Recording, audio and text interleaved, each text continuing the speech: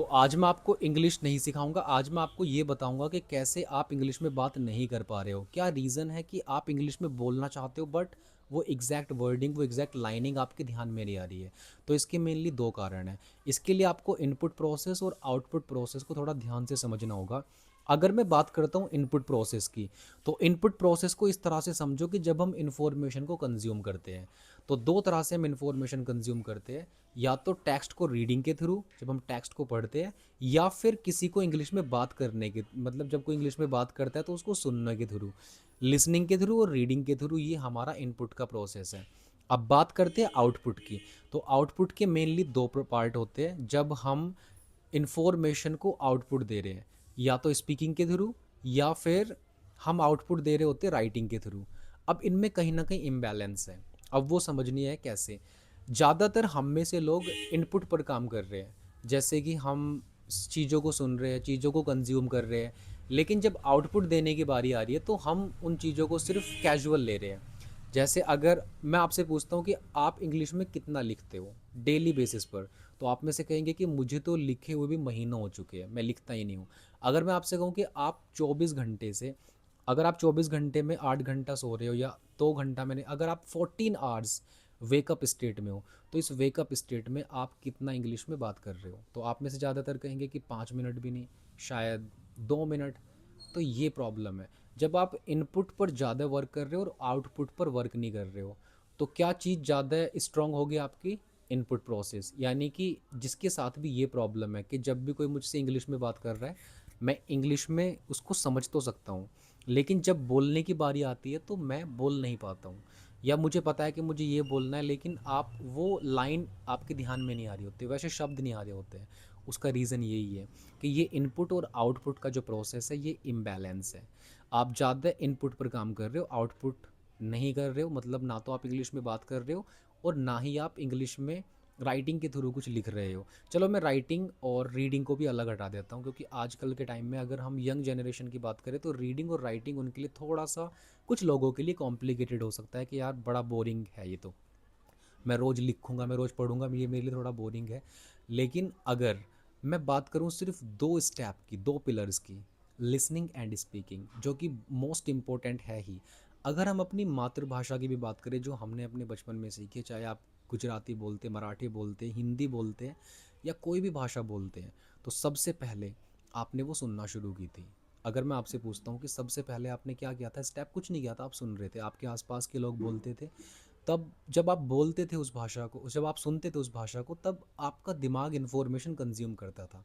फिर आप उस वर्ड को धीरे धीरे बोलने की कोशिश करते थे। स्टार्टिंग में आपने कुछ मिस्टेक्स भी करी, कुछ गलतियाँ भी हुई, लेकिन उसके बाद आप जब उस बात को बोलते गए तो वो क्लैरिटी भी धीरे धीरे आने लगी।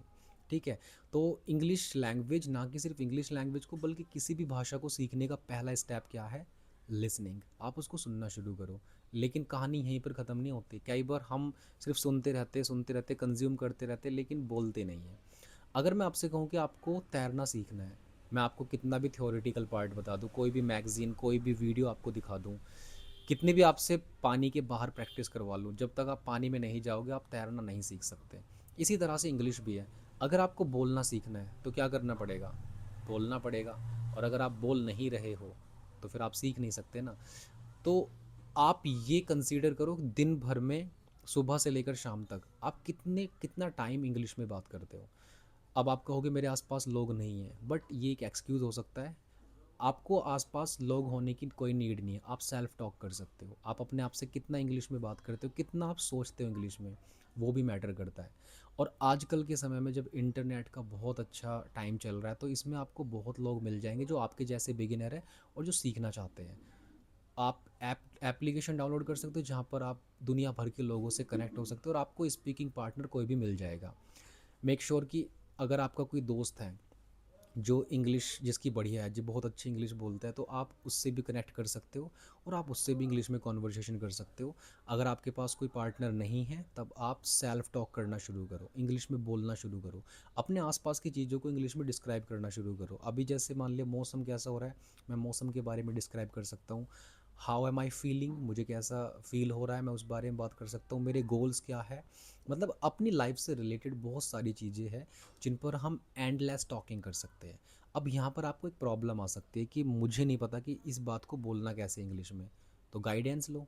बहुत सारे टीचर्स से जिसकी गाइडेंस आपको समझ में आ जाए कि यार ये मुझे बंदा सही बता रहा है, तो मैं उससे गाइडेंस ले सकता हूँ।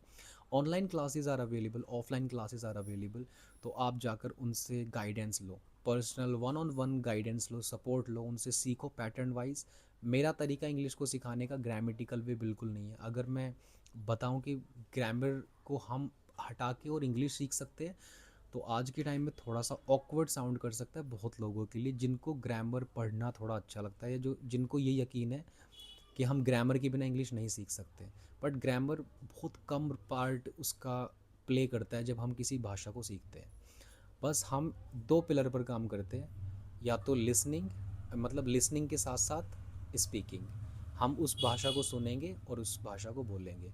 तो फॉर एन एग्जांपल, जैसे मैं अपने वीआईपी प्रोग्राम की बात करूँ, तो आप मेरे सामने अगर वन ऑन वन बैठे हो तो मैं आपको पैटर्न दूंगा। जैसे पैटर्न क्या होता है, pattern based study. I want to, मैंने एक पैटर्न लिया, आई वॉन्ट टू। अब आप कहोगे ये तो बहुत ईजी है, ये तो मुझे आता है ऑलरेडी, लेकिन इसके अलावा और भी बहुत सारे पैटर्न हैं जो शायद आपको नहीं पता। मैं इस पर स्टेटमेंट बना रहा हूँ। हम दुनिया में 4 तरह के स्टेटमेंट बनाते हैं, पॉजिटिव, नेगेटिव, उस पर एक सिंगल जो हम यस और नो वाला क्वेश्चन पूछते हैं, और उसके अलावा जो हम एक रीज़न वाला क्वेश्चन पूछते हैं। मैंने कहा I want to drink water, I don't want to drink water. अब मैं बोल रहा हूँ कि do I want to drink water, why do I want to drink water. तो ये 4 स्टेटमेंट मैंने बना दिए। इस तरह से आप अगर हर एक पैटर्न को डेली स्टडी करते हो और उन पर प्रैक्टिस करते हो, तो एक समय पर आकर ये पैटर्न फिर मिक्स बोले जा सकते हैं। अब मैं दूसरा पैटर्न आपको बता रहा हूँ, विल हैव टू। तो जब कोई काम हमें फ्यूचर में करना पड़ेगा, तब हम बोलते हैं I will have to go to Delhi, I will have to complete my work, I will have to talk to you. और अगर मैं इसको दो पैटर्न को कंबाइन करूं, if you want to become successful in life then you will have to work hard. तो दोनों connect होगी और सेंस भी बन रही है। अगर आप लाइफ में सफल होना चाहते हो तो आपको कठिन मेहनत करनी पड़ेगी, आपको कठिन परिश्रम करना पड़ेगा। तो इस तरह से जब हम पैटर्न वाइज स्टडी करते हैं, और एक समय पर जब हमारे बहुत सारे पैटर्न हमारे दिमाग में आ जाते हैं या हम सीख रहे होते हैं, तो हम उनको आपस में कनेक्ट करके पढ़ते हैं। और ये कनेक्टिविटी ही हमारी कॉन्वर्सेशन का पार्ट बनती है, जिसको हम एडवांस कॉन्वर्सेशन बोल सकते हैं। फिर साथ में हम वर्ड्स भी सीखते हैं। जैसे एक घर को बनाने के लिए ईंट की ज़रूरत पड़ती है, और जिसके पास जितनी ज़्यादा ईंट है वो उतनी बड़ी दीवार खड़ी कर सकता है। इसी तरह से शब्द हमारी लाइफ में, हमारी लैंग्वेज लर्निंग में ईंट की तरह वर्क करते हैं। अगर आपके पास बहुत सारे शब्द हैं, मतलब बहुत सारे, इतने भी नहीं, बस उतने जिससे आप कॉन्वर्सेशन कर सको और सामने वाले को समझ सको, तो उतना ही बेस्ट तरीके से आप बोल सकते हो अपनी थॉट, अपने विचारों को या अपनी फीलिंग्स को शेयर कर सकते हो इन words.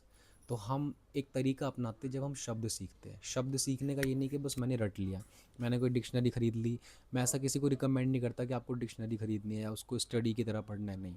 Language learning is different. जब आप इस लैंग्वेज को लर्न करते हो तो वो बहुत डिफरेंट तरीका होता है पढ़ने का। ये नहीं कि मैं टेबल पे बैठ जाऊँ और फिर मैं लैंग्वेज लर्निंग करूँ, no. It is walking talking fun way learning. मैं इसको बोलता हूँ walking talking fun way learning. आप पार्क में हो, आप बस स्टॉप पर खड़े हो, आप अपने घर में हो, अपने बेड पर, अपने रूम में हो, wherever you are, you can start your practising with complete guidance. Guidance के साथ जो भी चीज़ें मैं आपको शेयर करूँगा, आप उनको यूज़ करके कहीं भी 5 से 10 मिनट का टाइम निकाल कर इंग्लिश में प्रैक्टिस कर सकते हो। शब्दों को सीखने का तरीका होता है, ना कि हम उसको रटते हैं। हम उनको इस तरह से सीखते हैं जैसे एक स्टोरी की तरह। मैंने आपको एक शब्द बता दिया और वो शब्द आपके दिमाग में ऐसे बैठ गया कि आप उसको कभी भूल ही नहीं पाओगे। तो ये तरीका होता है हमारा शब्दों को पढ़ने का। अगर आपको इस तरह की लर्निंग समझ में आ रही है या आपको मुझसे फर्दर गाइडेंस चाहिए, और ये वीडियो अगर आपने यहाँ तक देख ले, तो आप सच में सीरियस हो अपनी इंग्लिश को इम्प्रूव करने के लिए। तो अगर आपको मुझसे वन ऑन वन गाइडेंस चाहिए, किस तरह से मैं टीचिंग कराता हूँ, किस तरह से मेरा मेथड है सिखाने का लैंग्वेज को, और 1 महीने की क्लास में ही मेरे साथ जब आप वन ऑन वन बैठते हो तो कितना इफ़ेक्टिव आपकी लर्निंग हो सकती है। इस तरह की सारी जानकारी लेने के लिए आप मुझे कमेंट में यस लिख दीजिए, या फिर कमेंट में लिख दीजिए डेमो। अपना कॉन्टैक्ट नंबर आप मुझे शेयर कर दीजिए, या फिर मैं आपको अपना कॉन्टैक्ट नंबर शेयर कर दूंगा, और मैं जब आपको डेमो दूंगा, अगर आपको अच्छा लगता है कि ठीक है ये सारा पैटर्न मेरी समझ में आ रहा है, you can continue, otherwise what you are doing it is also good. मैं आपको 2-3 चीज़ें और फ्री ऑफ कॉस्ट बता दूंगा जहाँ पर आप अपने घर पर भी प्रैक्टिस कर सकते हो। Thank you very much for watching this video. इस तरह की वीडियोस देखने के लिए, इस तरह की वीडियोस अगर आपको पसंद आ रही है मेरे यूट्यूब चैनल पर, तो इस तरह की और नई वीडियोस देखने के लिए आप इस चैनल को सब्सक्राइब कर सकते हो, फॉलो कर सकते हो। Thank you so much. Have a nice day.